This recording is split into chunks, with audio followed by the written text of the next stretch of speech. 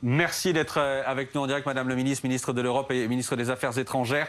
Une première réaction officielle, si je puis dire, de la France. On a eu évidemment la réaction par tweet d'Emmanuel Macron, du président de la République tout à l'heure. Mais quels sont vos premiers mots officiels pour rendre hommage ce soir à la reine Elisabeth II? Vous avez non seulement le tweet du président de la République, mais vous avez le communiqué officiel qui détaille l'émotion que nous ressentons tous et que le président a exprimée au nom de la France et des Français. Tout le monde ressent une peine pour le Royaume-Uni, pour le peuple britannique. C'est un immense choc parce qu'une page d'histoire, de 70 ans d'histoire se tourne. Mais ça va bien au-delà, je crois, du Royaume-Uni. Et la France aussi. Ce soir est dans la peine et dans la tristesse. Ça a été une grande souveraine, une femme de devoir qui a incarné son pays, qui a incarné son peuple, qui a incarné l'unité de la nation. Et toujours avec justesse, avec sens du devoir, avec grâce et parfois avec humour. Quelqu'un qui était particulièrement attachant pour tous ceux qui ont pu l'observer. Moi-même, bien sûr, comme ancienne ambassadrice de France au Royaume-Uni, je partage tout à fait les sentiments que le président a tenu à exprimer ce soir en notre nom à tous. Alors, quel souvenir plus personnel vous gardez de la reine que vous avez rencontrée comme ambassadrice?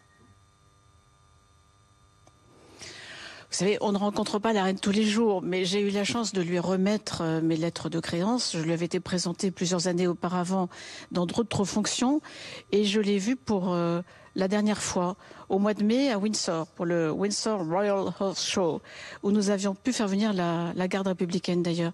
Donc c'était une dame déjà âgée, mais qui était passionnée par les chevaux. C'était sans doute son dernier amour, sa dernière passion.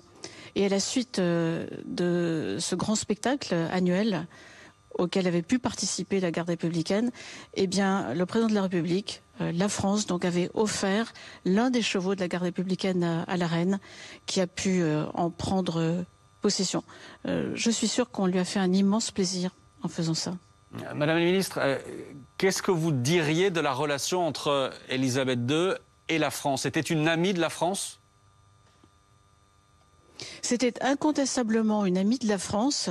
Elle a rendu visite à notre pays très souvent et avant même de devenir souveraine, elle est allée à titre privé plus jeune. Elle est revenue à de très nombreuses reprises dans des visites officielles, dans des visites d'État même. La dernière en date était en 2014. La reine aimait notre pays. Elle parlait un très bon français. Elle était attachée à l'amitié franco-britannique. Elle a fait, je crois, beaucoup pour que, au-delà des vicissitudes parfois ou des moments de tension, l'amitié profonde entre nos deux nations demeure. Elle l'incarnait et nous perdons une amie, Même si le prince Charles connaît également la France et a noué avec le président de la République, avec beaucoup de Français d'ores et déjà des relations personnelles. Mais une page se tourne, c'est incontestable. Et on est tous un peu tristes. Justement, sur ce plateau commence à poindre ce soir une inquiétude sur la manière dont le prince Charles, le roi, pardon, Charles III va désormais régner sur le pays et réussir justement à maintenir le Royaume-Uni uni. Est-ce que vous avez cette inquiétude-là aujourd'hui? Je ne crois pas qu'il faille l'avoir. Je sais qu'il y a des interrogations et je sais que la longueur du règne d'Elisabeth II conduit certains à se dire « et après, que va-t-il se passer ?» Mais ce que j'ai observé pour avoir passé quelques années sur place, c'est vraiment que la souveraine ou le souverain, donc le monarque britannique, incarne le pays, unit le pays et représente en fait la nation. Donc je suis certaine que le roi Charles III, puisque vous avez raison, le roi Charles III désormais succède à la reine Elisabeth II, saura reprendre ce que représente pour le peuple britannique le monarque. Donc nous avons un nouveau chemin à faire ensemble, mais nous l'abordons avec confiance. Chemin que nous allons faire aussi avec une nouvelle première ministre. Oui, la reine Elisabeth a régné 70 ans, la première ministre vient d'arriver, donc ne faites pas de comparaison qui serait osée, pour ne pas dire hasardeuse.